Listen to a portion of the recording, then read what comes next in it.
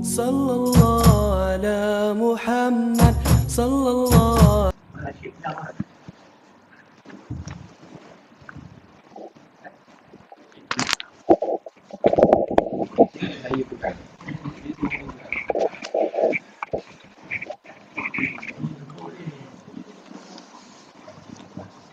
Bismillahirrahmanirrahim. Alhamdulillahi rabbil alamin wa bihi nasta'inu ala umurid dunya waddin. Wassalatu wassalamu ala Rasulillah imamil muttaqin wa qaidil mujahidin wa ala alihi wa ashabihi ajma'in. Amma ba'du. Assalamualaikum warahmatullahi wabarakatuh. Puji dan syukur kita panjatkan kehadrat Allah Subhanahu wa taala yang menganugerahkan nikmat yang kita tidak dapat hitung-hitung. Nikmat napas kita keluar masuk itu semua pemberian Allah Subhanahu wa taala, penglihatan, pendengaran, semua urat-urat saraf itu semua yang dianugerahkan Allah Subhanahu wa taala. Patutnya kena kita ingat senantiasa, mudah-mudahan nikmat yang dianugerahkan tadi dapat kita bersyukur untuk mencari ridho Allah Subhanahu wa taala insyaallah. Salawat dan salam kepada junjungan kita Nabi besar Muhammad sallallahu alaihi wasallam dan kepada sahabatnya, keluarganya sekalian, dan yang saya muliakan imam-imam kita di surau kita ini, Bilal-Bilal, JK surau, tuan-tuan dan puan-puan. Kita senantiasa berdoa kepada Allah Subhanahu wa taala, mudah-mudahan gerak langkah kita, perbuatan kita mudah-mudahan dapat diridhoi Allah Subhanahu wa taala insyaallah. Oke, tuan, apa kita tadi sampai di mana? Kita tadi sudah berhenti sampai muka surat apa? Muka surat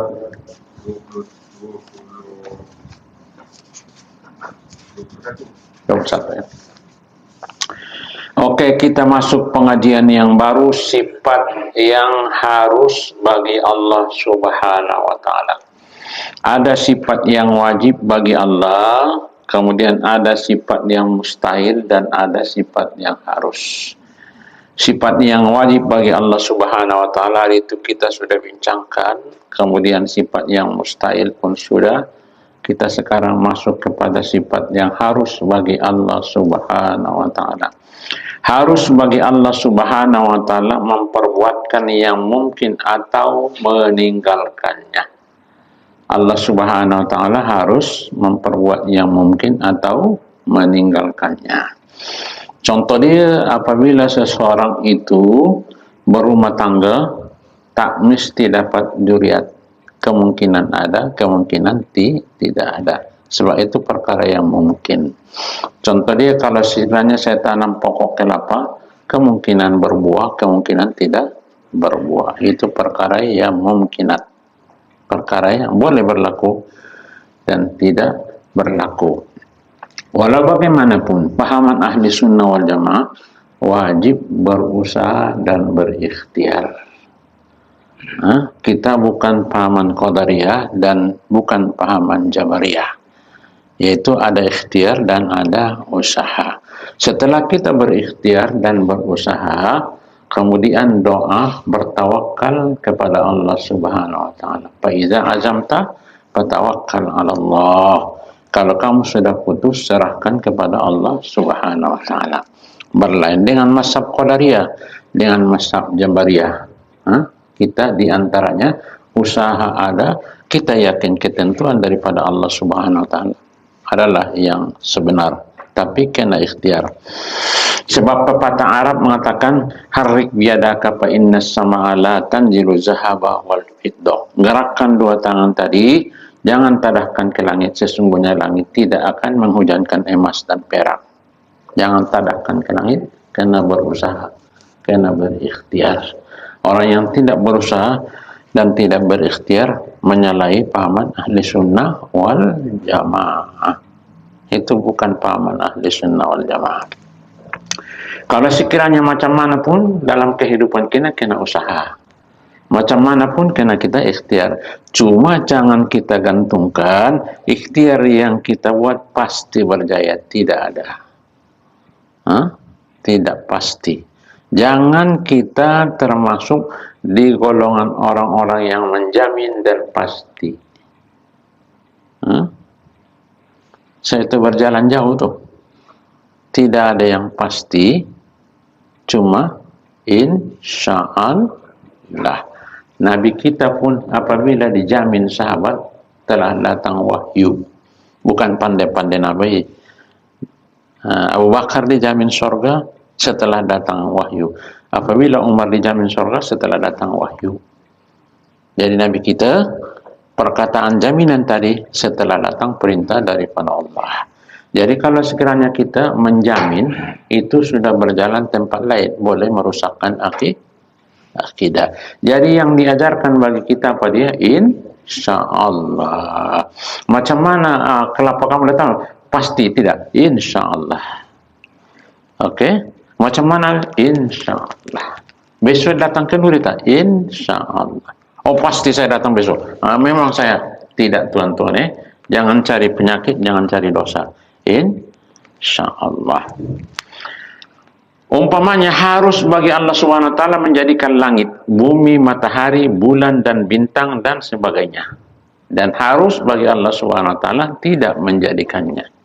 Langit, bumi semua, laut semua harus bagi Allah Subhanahu wa taala menjadikannya. Kalau dia jadikan itu perkara yang harus. Tak boleh pasti Jadi bila ada pasti makna sudah ada tekanan kepada Allah Subhanahu wa taala. Maha suci Allah Subhanahu wa taala. Tidak harus kalau dia jadikan, dia jadikan, kalau dia tidak, dia tiadakan. Maka tidak wajib Allah taala memperbuatkan sesuatu seperti menghidupkan atau mematikan, bahkan semua harus pada hak Allah Subhanahu wa taala. Menghidupkan, mematikan ini semua pada hak Allah Subhanahu wa taala perkara yang mungkin. Mungkin ialah barang yang harus adanya dan tiadanya. Mungkin boleh berlaku dan boleh tidak berlaku. Boleh jadi dan boleh tidak jadi. 20 sifat yang tersebut yang wajib bagi Allah Subhanahu wa taala terkandunglah di dalam dua sifat kesempurnaan. 20 sifat yang wajib bagi Allah Subhanahu wa taala terkandunglah di dalam dua sifat kesempurnaan. Apa yang pertama? Istighna'u. Allah Subhanahu wa taala istighna, terkaya. Li ilahi an kulli ma siwa. Allah Subhanahu wa taala tidak berhajat kepada sesuatu. Istighna. Tidak berhajat kepada sokongan, tidak berhajat kepada sesuatu. Andai kata manusia ini tidak beriman semua, bagi Allah tidak kurang. Andai kata manusia yang taat patuh semua, bagi Allah tidak bertambah. Tidak kurang, tidak bertambah, sebab Allah istighna, tidak berhajat kepada makhluk. Apa dia makhluk? Siwa Allah, selain daripada Allah, makhluk. Tidak ada pertambahan. Kalau sekiranya kita melakukan perkara yang baik untuk kita, kalau sekiranya kita buat perkara yang tidak baik untuk kita, kalau kita buat perkara yang baik, janjian Allah in khairan fa khairan wa in syarran fa syarran, dibalas dengan yang baik.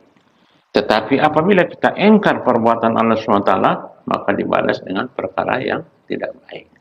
Tapi untuk kita semua. Oleh itu di dalam ketuhanan jangan merajuk. Kalau sekiranya di dalam hadis kursi Allah berfirman, kalau sekiranya tak senang dengan Allah, tak ridho dengan dia, fattakhis ilahan siwawi. Tolong cari Tuhan yang lain.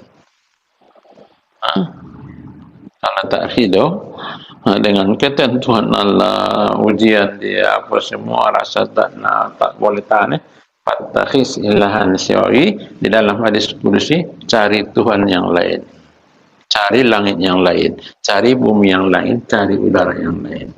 Oleh itu tuan-tuan, terpaksa kita patuh kepada perintah Allah Subhanahu wa taala.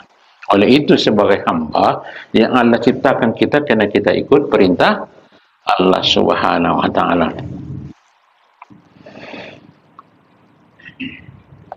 Artinya terkaya Allah daripada tiap-tiap barang yang lain daripadanya. Allah tidak berhajat. Kemudian yang kedua, iftiqar, kulli ma adahu ilahi, artinya berkehendak oleh tiap-tiap barang yang lain daripada padanya kepadanya. Jadi bermakna Allah istighna, tidak berhajat kepada makhluk, dan iftikar, semua makhluk berhajat kepada Allah Subhanahu wa taala. Itu ada dua tadi. Istighna, Allah terkaya, tidak berhajat kepada makhluk, dan iftikar, semua makhluk berhajat kepada Allah Subhanahu wa taala. Itu sebabnya tuan-tuan, makhluk tadi berhajat kepada Allah Subhanahu wa taala. Bagian manusia sudah diperlengkapi, bagian binatang diperlengkapi, dan yang lain-lain. Ada bahagian masing-masing. Bila makhluk manusia diciptakan tetapi ada keistimewaan, apa dia? An-nutuq, boleh bercakap dan boleh berpikir. Dia boleh bercakap dan boleh berpikir. Kalau sekiranya ucapan tadi, nutuq tadi digunakan untuk zikrullah, itulah jalan dia masuk surga. Kalau sekiranya ucapan tadi kita pusing ke tempat lain, mengupat mengata, itulah dia tercampak ke dalam neraka. Kalau sekiranya pikiran tadi digunakan untuk mencari ridho Allah, tadabbur ciptaan Allah Subhanahu wa taala, maka itulah menambahkan rapatnya kepada Allah. Tetapi kalau kita gunakan kepada yang sia-sia, pemakna kita makin jauh daripada Allah Subhanahu wa taala. Oke tuan-tuan, bagi kita makhluk manusia ada akal dan boleh bertutur. Itu kelebihan dia. Kemudian makhluk yang paling banyak menerima nikmat adalah manusia. Paling banyak. Contoh dia tuan-tuan, ais krim dia makan, jambu batu dia makan, lengkong dia makan, keripap dia makan, semua roti canai dia makan. Kalau sekiranya kita bagi dengan binatang lain, dia tak makan. Kalau sekiranya lembu, dia suka rumput. Kalau kita dia tak nak dia. Manusia semua. Yang menjalar dia makan, yang bergolek dia makan.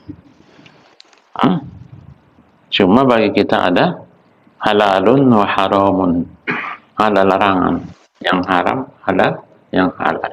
Itu pun kadang-kadang dia langgar. Benda yang halal tadi dilanggar menjadi haram. Apa dia? Contoh dia, bila kita mengaji usul fiqh. Usul fiqh maksudnya perbahasan dalam kaidah PK, tetapi ada usul fiqh dia, ada qaid dia. Oke, contoh dia, kalau sekiranya saya berburu, saya tembak burung, bismillahirrahmanirrahim, saya lepaskan tadi, tembakan tadi ataupun anak panah tadi, terkena burung tadi, jatuh ke sungai. Burung tadi jadi haram. Kalau sekiranya dia jatuh ke darat, maka burung tadi, buruan saya tadi boleh dimakan, sebab saya sudah digambarkan bahwa anak panah tadi, tembakan tadi itulah sebagai sembelih, dan saya bismillah jatuh ke darat, boleh makan Tetapi kalau sekiranya burung tadi jatuh ke sungai, jadi haram. Yang kita makan ayam yang sembelih masuk dalam air tuh apa jadi? Tuan-tuan kena hati-hati. Besok di Padang Maksar baru nampak tuh. Berapa kilo masuk dalam perut. Renam dalam sungai. Saya nampak tuan-tuan Sedangkan buruan tadi yang tidak disengaja, kalau ke dalam sungai dikira matinya tadi bukan sebab tembakan anak panah tadi, mati lemas. Itu kata usul fiqh, tak boleh. Tapi kalau ke darat, kata dia, perbahasannya tadi, kalau kita berburu boleh dimakan sebab anak panah tadilah yang membunuh dia. Yang masalahnya ayam sembelih masuk dalam tong air. Sedangkan tak disengaja pun tak boleh, apalagi masuk tong air. Mati halal kan mati? tuan-tuan kena hati-hati. Akhir zaman, ujian yang paling berat adalah makanan yang masuk dalam perut.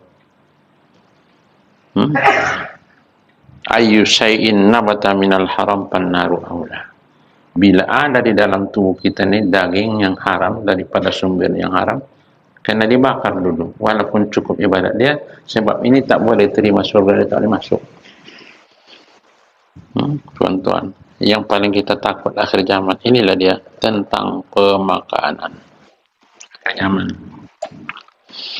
Jadi kena berjaga. Sedaya upaya kerana berjaga. Bila kita tengok di dalam matan Arba'in, hadis Arba'in An-Nawawi, bila kita ragu-ragu kata Nabi, pegang dada, istighfar banyak-banyak, bersih kata bersih. Bila dia bergerak-gerak, bermakna cinta kita supaya dapat makanan yang halal, jadi biasa dia akan menggerak. Dan ma'yaribu kailah ma'layaribu. Pada ketika itu tinggalkan dia, supaya selamat kamu daripada was-was. Tapi kalau kita sudah main gulung, pegang dada pun tak jadi. Dia sudah gulung, asal menjalar kan. Macam mana pegang dada? Yang penting dia sedap. Oke tuan-tuan, hati-hati. Akhir zaman apa dia? Pemakanan terlalu sangat-sangat ditakutkan. Kemudian ikhtilatun nas, percampuran manusia, sebab tidak menjaga aurat lagi.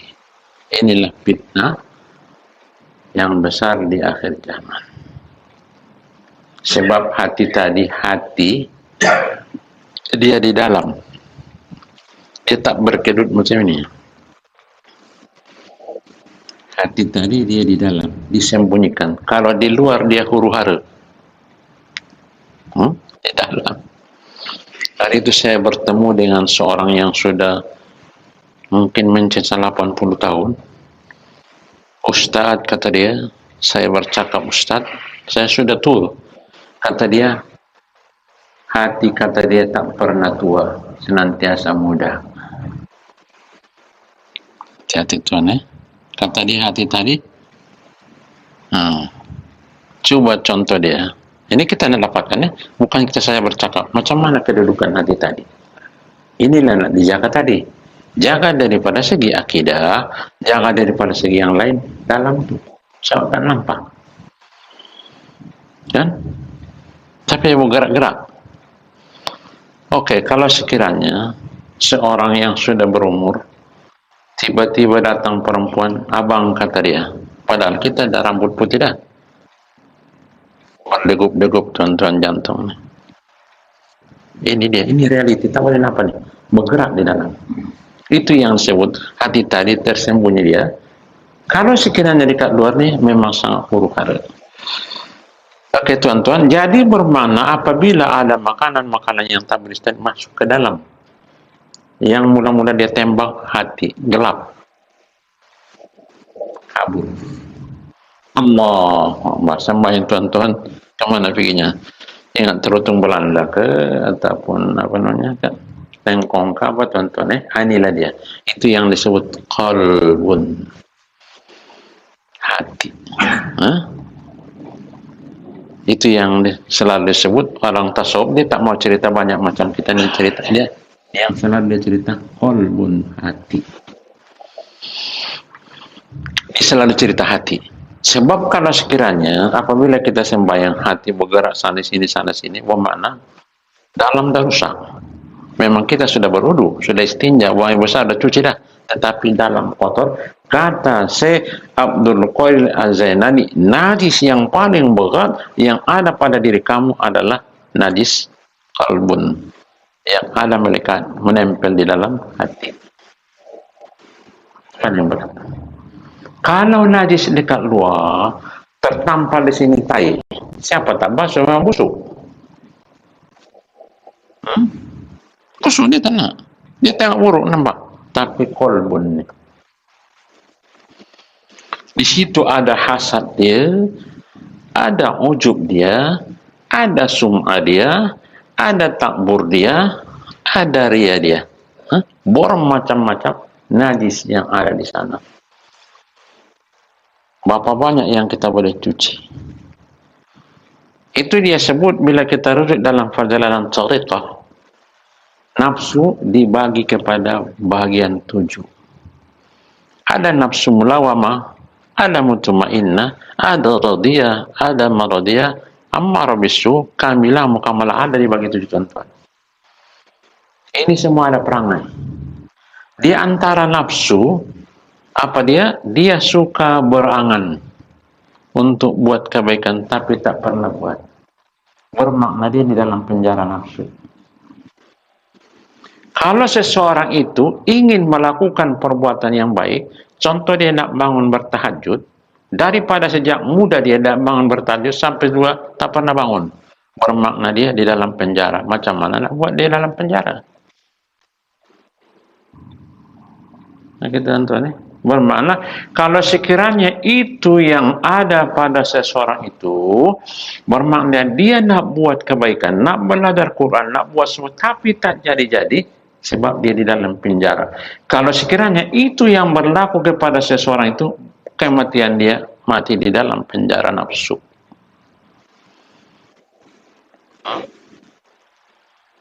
Nafsu mutmainnah apabila ada pancaran daripada nafsu ammaratun bisu. Satu ketika akan saya bentangkan ini supaya kita nampak satu ketika besok. Saya uraikan nafsu yang 7 ni dengan apa ni? Sebab pengajian kita walaupun kita sangat penting ni, sangat penting ya. Kalau sekiranya datang pancaran daripada nafsu ammaratun bisu, memang jahat. Innan nafsu la ammaratun bisu, nafsu tadi senantiasa jahat. Daripada dia apabila dia pancarkan gerakan kepada terkena nafsu mutmainnah, maka dia seorang yang alim. Dia alim tetapi riya, bila buat ibadat riya, bermakna dia telah datang pancaran daripada nafsu ammaratun bisu. Habis. Oke tuan-tuan ya. Jadi satu ketika mungkin saya akan bentangkan, lakarkan supaya tuan-tuan nampak apa yang ada di dalam diri kita. 7 nafsu yang bermain. Kalau sekiranya kita tidak lepas daripada 7 nafsu tadi, kita mati di dalam penjara. Astagfirullahaladzim. Kematian kita mati dalam penjara. Penjara dunia pun mati hina. Apalagi nak menuju akhirat, mati dalam penjara nafsu. Astagfirullah. Itu yang paling takut. Okay. Sifat istighna dan iftiqar masuk kepada muka 22. Istighna artinya kaya Allah Subhanahu wa taala daripada sekalian barang yang lain daripadanya, yakni tidak berkehendak ia kepada sesuatu, maka tidak berkehendak Allah Subhanahu wa taala kepada orang yang menjadikannya, dan tidak berkehendak ia kepada tempat berdiri bagi zatnya. Maha suci Allah Subhanahu wa taala. Itu sebab apa kita berdoa, subhana rabbika rabbil izzati amma yasifun. Maha suci Allah yang maha tinggi daripada yang disifatkan orang Yahudi. Orang Yahudi mengatakan bahawa Uzair adalah anak Tuhan. Kemudian orang-orang Kristen mengatakan bahawa Isa Al-Masih anak Tuhan. Kemudian orang-orang kufar Arab mengatakan bahawa malaikat itu anak perempuan bagi Allah. Subhana rabbika rabbil izzati amma yasifun. Maha suci Allah daripada yang digelakkan orang Yahudi, Kristen dan orang-orang kafir Quraisy Arab. Maha suci. Qul huwallahu ahad, Allahus samad, lam yalid wa lam yulad wa lam yakul lahu kufuwan ahad. Iftiqarun artinya berkehendak oleh sekalian yang lain daripada Allah Subhanahu wa taala kepadanya, yakni berkehendak sekalian mungkin itu kepada Allah pada menjadi dan menentu akan mereka itu dengan perkara-perkara yang harus. Semua berhajat kepada Allah Subhanahu wa taala akan dijadikan Allah perkara-perkara yang mungkinat, bukan perkara yang mustahil. Contohnya perkara yang mustahil ada lubang jarum. Lubang jarum, bila ditanya, mampukah Allah memasukkan dunia ini di lubang jarum ni? Dunia ini? Tak bolehlah. Terkecuali lubang jarum tadi membesar, ataupun dunia ini mengecil, baru boleh masuk. Jadi itu perkara yang mustahil. Itu perkara yang mustahil. Jadi apabila orang tanya, jawab, tak perlu jawab. Cuma itu perkara yang mustahil. Cuma jawabannya, kalau sekiranya lubang jarum tadi membesar, ataupun dunia makin mengecil, baru boleh masuk. Itu perkara yang mustahil.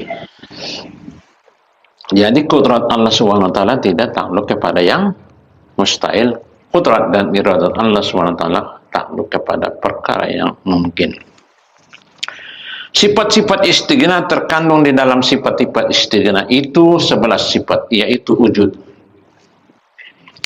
qidam, baqa, mukhalafatuhu lil hawadis, qiyamuhu binafsihi, sama, basar, kalam, kaunuhu sami'an, kaunuhu basiran, kaunuhu mutakalliman. Inilah sifat istighna. Sesungguhnya Allah Subhanahu wa taala, wujud Allah Subhanahu wa taala, Allah Maha Kaya. Qidam dia bukan sebab ada yang menyediakan, la awala li awalihi wa la akhira li akhiri. Tidak ada permulaan bagi Allah Subhanahu wa taala. Jangan kita coba berpikir daripada mana datang Allah. Jangan. Ini bukan tempat berpikir. Tentang ketuhanan kena stop. Bila kita pikir tak sudah-sudah. Sebab kita tak mampu memikirkannya. Sebab hadis Nabi, tafakkur fi khalqillah wala tatafakkur fillah. Pikirkan ciptaan Allah, jangan kita cari dia. Pikirkan apa yang Allah jadikan, jangan kita cari dia. Fa innakum la taqdiru qadaru, sesungguhnya kamu tidak berkemampuan. Oleh itu macam mana wujudan wujud? Tidak ada permulaan, tidak menjadikan. Qidam sedia, disediakan, tidak sedia. Kemudian baqa kekal, tidak ada akhir.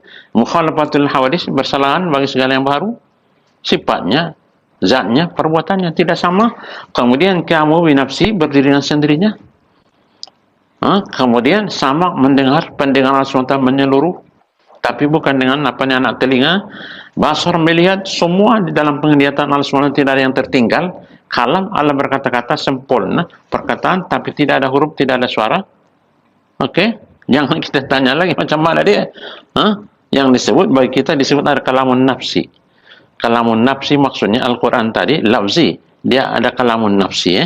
Jadi tak boleh tanya lagi. Dan itu yang Allah Subhanahu wa taala yang mengetahui segala sifatnya. Kemudian kaunuhu samian. Keadaan Allah SWT mendengar. Memang bukan yang tuli. Mendengar, kaunu basiran, melihat, kaunu mutakalliman. Ini wajib kita percaya, wajib kita beriman. Kalau sekiranya kita memahami sifat-sifat ini semua, keimanan kita dia akan kukuh, kuat. Inilah yang diterbitkan ulama besar, yaitu Al-Asy'ariyah dan Al-Maturidiyah.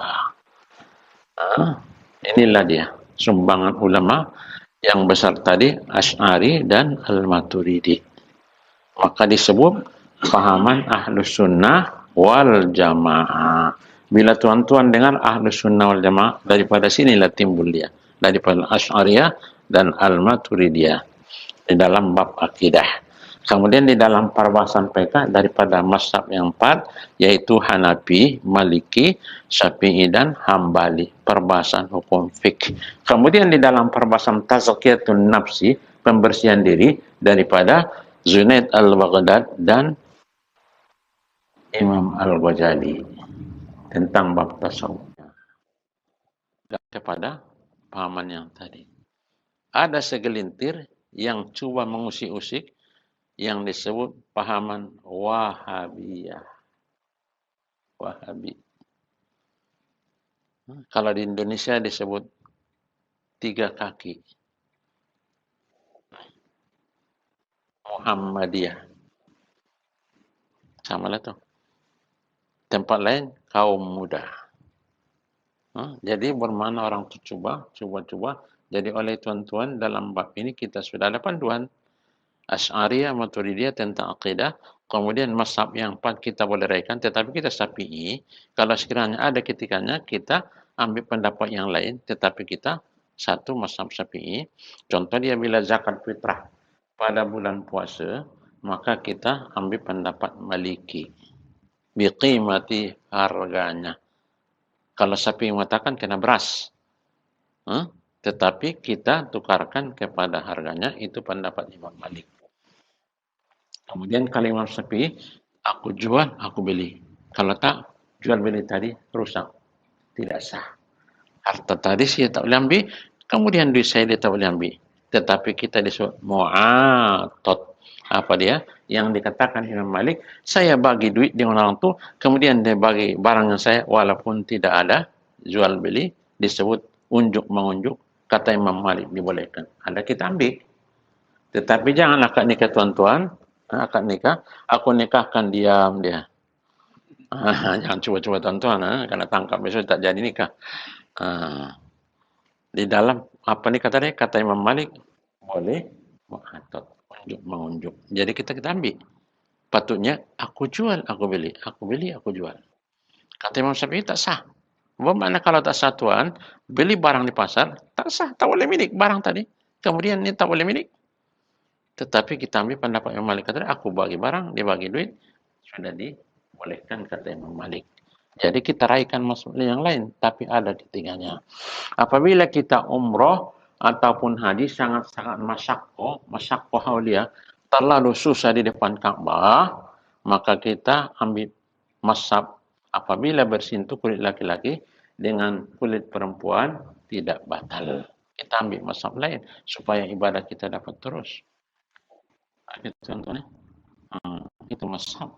Kalau di dalam Asy'ariyah, pahaman kita sudah tolak Qadariyah, sudah tolak Mu'tazilah, sudah tolak Jabariyah, sudah tolak Syiah dan Khawarij dan yang lain-lain. Kita berpahaman ahli sunnah wal jamaah. Apa dia? Berpegang kepada Al-Quran, sumber yang pertama. Berpegang kepada hadis, sumber yang kedua. Berpegang kepada ijma' dan qiyas. Tuan-tuan boleh paham? Boleh. Jadi maksud apa dia? Setelah kita cek dalam Al-Quran tidak ada, maka kita rujuk dalam hadis tidak ada, maka kita tengok ijma' para sahabat atau para ulama tidak ada, baru dikiaskan. Dibandingkan benda tadi. Itu yang disebut kias. Tetapi ada disiplin dia, bukan main hentam. Ada disiplin dia. Contoh dia, kalau sekiranya di dalam Al-Quran, apa dia? Dalam Al-Quran kata dia, وَلَا تَقُلْ لَهُمَا أُفٍّ وَقُلْ لَهُمَا قَوْلًا كَرِيمًا. Jangan kata kepada ibu bapa perkataan dan ucapkan kepada keduanya perkataan yang baik, yang bersopan, beradab. Bila kita tengok dalam Al-Quran tadi, yang disebut jangan ucapkan bermakna kita pukul boleh. Sepak boleh. Sebab Al-Quran tadi sebut perkataan jadi mana kita pukul bolehlah. Asal jangan sebut inilah yang disebut kias. Sedangkan perkataan pun sudah sakit, apabila yang lain lagi menyakiti. Itu yang disebut kias. Sedangkan perkataan pun sudah tidak boleh, apalagi yang lain. Pun sudah tak boleh dah. Apalagi yang lain pula. Bermakna itu yang disebut kias syiwi yang menyerupai semua yang menyakiti hukumnya haram. Itulah yang disebut usul fiqh tu. Itu usul fiqh. Jadi kita ambil kias. Setelah kita cek di sana ini okay, kemudian kita ambil kias. Oke tuan-tuan boleh faham ya? Jadi bermakna kita dikawal dengan beberapa disiplin ilmu. Ada kias, ada ijma'. Contoh ya. Azan yang kita buat di dalam solat Jumat sebenarnya azan yang kedua, azan yang pertama dengan qamat saja. Tak. Azan yang pertama dengan qamat. Tetapi setelah nampak Sayyidina Utsman di Pekan Al-Uqas jauh daripada Masjid Nabawi dulu, jauh ada pasar tu ya, ke sana sikit. Dia nampak sudah terlambat solat Jumat. Ada yang terlambat. Sebab urusan maka ditambah satu lagi azan. Azan untuk solat lain, masuk waktu lain. Jadi 1, 2, 3 dengan qamat lah. Orang Arab mengatakan 3 azan maksud dengan qamat.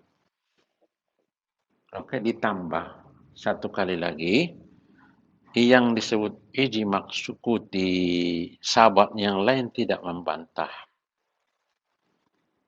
Itu yang disebut ijma'. Sahabat lain diam, tidak membantah. Umar masih ada lagi. Kemudian Sayyidina Ali ada, Utsman ada, tetapi tidak ada yang membantah. Jadi bermakna itu yang disebut ijma'. Ijma' pada sahabat disebut ijma' kabir. Maksudnya ijma' yang paling kuat. Itu yang disebut ijma' tadi. Tadi kita ada tadi sumber hukum, yaitu Al-Quran, kemudian Al-Hadis, kemudian ijma' dan qiyas. Kita boleh lari. Kalau kita lari huru-hara. Oke, contoh dia supaya tuan-tuan paham, puan-puan. Pada suatu ketika apabila Umar Al-Khattab datang menghadap kepada Nabi, ya Rasulullah, qad fa'atu. Saya telah membuat perkara yang paling besar. Apa dia? Kata Rasulullah, saya cium istri saya bulan puasa. Aku dah tercium. Sedangkan ini bulan puasa. Dalam keadaan tenang. Kata Sayyidina Umar. Kemudian apa kata Rasulullah? Oh, puasa kamu sudah rusak. Dia tak sebut macam itu. Nampak? Maka Sayyidina Umar disuruh berkumur-kumur. Nampak jauh tuan, jauh. Maka diarahkan Rasulullah, Umar Al-Khattab berkumur-kumur. Apabila habis berkumur-kumur, lalu Nabi bertanya, adakah batal puasa kamu? Kata Sayyidina Umar, tak batal ya Rasul. Demikianlah kamu cium istri kamu, sama dengan berkumur-kumur, tidak batal. Tetapi kalau sekiranya kamu berkumur-kumur tadi, kamu telan air itu batal. Ini pun kalau cium istri dia berjalan kemana-mana pun lain lah. Batal. Itu nampak, itu kias. Pak tuan-tuan. Nabi oh batal puasa kamu ni. Buat tidak. Coba buat. Batal Umar. Tidak batal. Demikianlah apabila kami tidak batal. Ini kias. Daripada berkumur-kumur tadi, tidak membatalkan puasa. Kemudian yang tadi pun tidak membatalkan puasa. Tetapi setakat berkumur-kumur saja. Setakat cium saja. Nampak itu kias. Kalau kita buang tuan-tuan, orang yang tak nak kias ni, huru-hara. Memang kita huru-hara. Jangan dengar orang yang tak nak kias, tak nak kias. Dia tak betul, memang dia tak boleh. Itu dia punya dalaman darussat tu. Tak boleh, memang tak boleh. Okey. Apabila Rasulullah Muhammad sallallahu alaihi wasallam sembahyang malam, maka selalu diintai Abbas, pakcik dia. Sebab dia nak melihat macam mana Nabi beramal malam. Sembahyang malam dia selalu dia tengok sebab saudara dia pakcik dia kan. Maksudnya anak saudara dia lah Nabi kita kan. Bila dia tengok Nabi sembahyang, maka dia datang sembahyang malam. Tapi dia di kat belakang sikit macam ni. Sikit macam ni, macam yang kita buat ni. Belakang sikit. Apabila Nabi habis solat tadi, maka dia berkata, wahai Abbas, baris kamu sama dengan saya. Dia tarik. Sama macam ni. Sama, kita sembahyang sama. Kemudian Abbas pun naik ke depan, sama sembahyang dengan Nabi. Satu sop, satu baris. Kan dia belakang. Kemudian apabila Assalamualaikum Nabi, dia tarik Abbas. Kemudian apabila sembahyang Allahu Akbar, Ibnu Abbas gostan balik. Nampak? Ibnu Abbas gostan balik. Sebagaimana semula dia datang. Kemudian apabila habis solat, maka Nabi bertanya kepada Abbas tadi, saya telah arahkan kamu sama-sama sop. Tapi apabila sembahyang kamu gostan balik, apa alasan kamu? Kenapa? Inilah Nabi. Apa alasan kamu? Maka Ibnu Abbas menjawab, sesungguhnya tidak layak saya sembahyang bersama Rasulullah satu saf. Sedangkan Rasulullah Allah yang dimuliakan Allah, jadi saya tidak sama, tak boleh sama dengan Nabi. Maka Rasulullah menerima alasan Ibnu Abbas. Sehingga Nabi berdoa, Allahumma faqih fiddin wa alim ta'wil. Dia berdoa. Kalau kita sekarang, bid'ah haram, masuk neraka. Ini yang sekarang yang dijamukan. Sedangkan Nabi sendiri, apabila diarahkan pakcik dia sembahyang sama, apabila sudah usolli, sesudah sembahyang, maka dia kostan ke belakang balik. Tetapi Rasulullah bertanya, apa alasan kamu? Apabila dia bagi alasan, Nabi kita terima, kemudian doa lagi. Allahumma faqih fiddin wa alim ta'wil. Dia doakan, Ibnu Abbas. Kalau kita sekarang tuan-tuan, apa dia? Kullu bid'ah dhalalah wa kullu dhalalah finnar. Masuk neraka kata dia. Ini semua malapetaka besar. Sedangkan Nabi sendiri, kelapatannya kau salah. Aku sudah arahkan dengan kamu. Kamu langgar perintah saya. Sedangkan saya Nabi, kamu sesat. Nabi tidak sebut. Jadi kadang-kadang kita lebih daripada Nabi. Na'udzubillah min dzalik. Ini mengkhawatirkan, mencemaskan kita di akhir zaman. Ini yang haram, ini yang masuk neraka. Itu semua tak boleh. Nampak tuan-tuan? Itulah cara Nabi. Bermakna diperhatikan. Walaupun seorang Nabi diperhatikan, kemudian minta alasan. Apabila alasan tadi betul, maka Nabi terima. Apabila alasan tadi tidak betul, maka Nabi perbetulkan. Tuan-tuan, ini yang kita nak pahami. Di dalam pengajian tadi, bermakna kena kita pahami, dia berkait daripada tauhid dia berkait kepada hukum fiqh dia. Di dalam hukum fiqh dia sudah berkait dengan usul fiqh. Daripada usul fiqh sudah berkait kepada qaidul fiqh. Daripada ramuan semua sudah ada tazkiyatul nafsi yang disebut perjalanan suluk tasawuf. Dia tak boleh lari. Ya kan? Oke tuan-tuan. Jadi maksudnya apa yang kita nampak, yang kita nak belajar pada pertemuan kita ini, Nabi Muhammad sallallahu alaihi wasallam walaupun dia seorang nabi yang diperlengkapi Allah dengan wahyu, tetapi senantiasa dia syura, senantiasa musyawarah. Dia tak cepat menghukum. Yang kita sekarang na'udzubillah min zalik. Ziarah kubur syirik kata dia. Ziarah apa ni syirkul akbar. Masuk neraka sana. Mana masuk neraka tuan-tuan? Tawasul ya, istiqosa. Masuk neraka.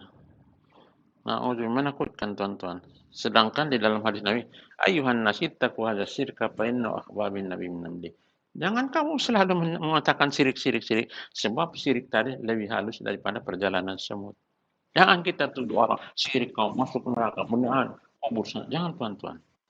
Jangan permainkan kalimat. Jangan senang. Ini kalimat yang paling berat. Syirik maksud dia keluar dari berat. Tetapi orang sekarang dokter, na'udzubillah. Bila kita tengok saya pun kadang-kadang takutlah.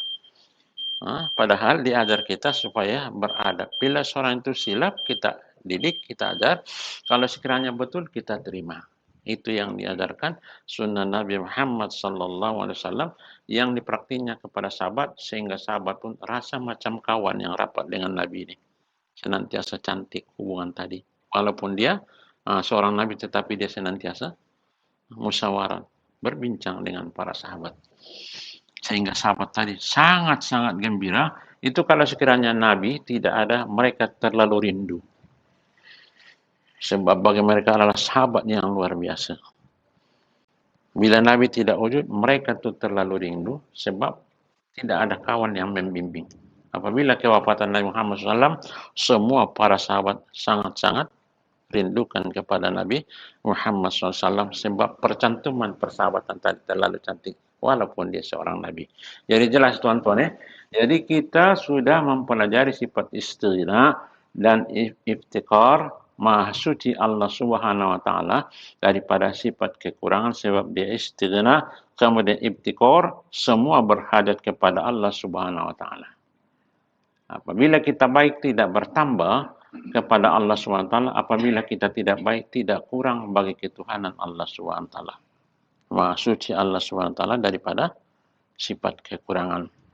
Walaupun ada dalam Al-Quran disebut Allah jadikan manusia dan jin untuk beribadat. Tujuan dia perintah. Kalau beribadat pun semua tidak bertambah. Kalau sekiranya tidak beribadat pun tidak kurang. Wa khalaqtul jin wal ins illa liya'budun. Tidak aku jadikan manusia dan jin terkecuali untuk beribadat kepada saya. Seakan-akan di situ ada manfaat. Tidak. Cuma Allah perintahkan kalau kamu beribadat untuk kamu, kalau kamu tidak beribadat untuk kamu. Fa'alhamaha fujuraha wa taqwaha. Cuma Allah sudah kirimkan kepada kita akal supaya kita dapat pikir untuk melakukan perkara yang baik. Inilah yang akan dihisab besok. Allah sudah kirimkan kepada kita akal, kita tidak guna akal tadi. Inilah yang akan ditanya di hadapan Allah Subhanahu wa taala. Fa'alhama fujuraha wa taqwa, sebab Allah sudah kirimkan akal kepada manusia, maka dia tidak guna. Itu yang ditanya besok di hadapan Allah. Kenapa dia tidak guna? Itu ditanya besok. Kambing dia tak akal. Itu sebab dia mencuri pun dia tak dosa. Dia kencing mana-mana rata-rata dosa, tapi itu kencing berata-rata berdosa, tuan-tuan. Tak boleh. Okey. Jadi inilah besok ini. Sudah disebut fa'alhamaha fujuraha wa taqwaha. Telah diilhamkan kepadamu, maksudnya perkara yang baik dan takwanya kamu tidak guna. Pada ketika summalatus alunna yauma idzin anin naim, pada ketika itu kamu akan ditanya, kemana kamu gunakan nikmatnya aku bagi kepada kamu di hadapan Allah Subhanahu wa taala. Disebut qada Rabbul Jalil, perhisapan di padang mahsyar. Tak boleh lari lagi dah. Pada ketika itu tak boleh lari lah. Nak lari ke gua musang sudah tak ada. Gua tempurung sudah tak ada lagi dah. Dari padang mahsyar. Okey tuan-tuan, jadi sebelum kita sampai kepada barzakhun. Apa dia barzakhun? Kurungan yang kedua. Dulu sudah terkurung dalam rahim. Dalam rahim terkurung, kemudian keluar, dia nampak terang alam ni, lalai dia. Kemudian dikurung balik dalam barzakh untuk dikeluarkan ke padang mahsyar. Apabila keluar di padang mahsyar, itu yang terakhir. Sa'idun atau syakiyun, bahagia atau tidak, habis tutup cerita. Abadan, tak ada lagi. Itu yang disebut yaumul mahsyar, selama-lamanya. Okey tuan-tuan, jadi apabila dalam kehidupan kita ini, kehidupan kita nilai.